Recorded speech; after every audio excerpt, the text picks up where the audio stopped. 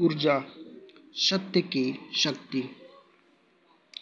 सत्य या सच को वेद में ब्रह्मांड का आधार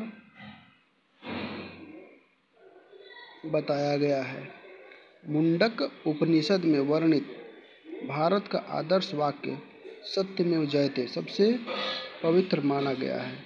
सत्य वह है जो जैसा कहा जाए वैसा बोला और लिखा भी जाए, जो पूरी तरह यथार्थ या संपूर्ण हो, जिसमें 1% भी अपूर्णता न हो, इसमें किसी तरह का दोष न हो। वैदिक वाङ्मय के अनुसार सत्य के बगैर सृष्टि की सत्ता संभव ही नहीं है।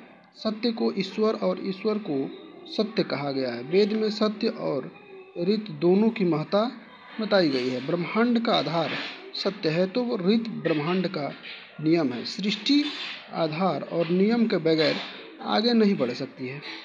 हम समझ सकते हैं कि सत्य की शक्ति कितनी है।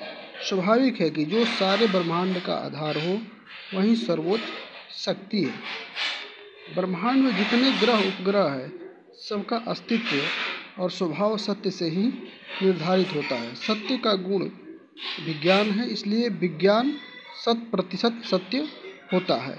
यह बात अलग है कि इसमें कितना शुभ और कितना अशुभ है। इसलिए सत्य को त्याग कर ब्रह्मांड और विज्ञान का अस्तित्व नहीं बना रह सकता है। अब प्रश्न उठता है कि अंधकार और प्रकाश में, दिन और रात में, शुभ और अशुभ में, हिंसा और अहिंसा में किसमें सत्य है और किसमें असत्य है। हालांकि दोनों में सत्य है। अंधकार भी सत्य है लेकिन शुभ नहीं है, और प्रकाश भी सत्य है लेकिन यह शुभ है।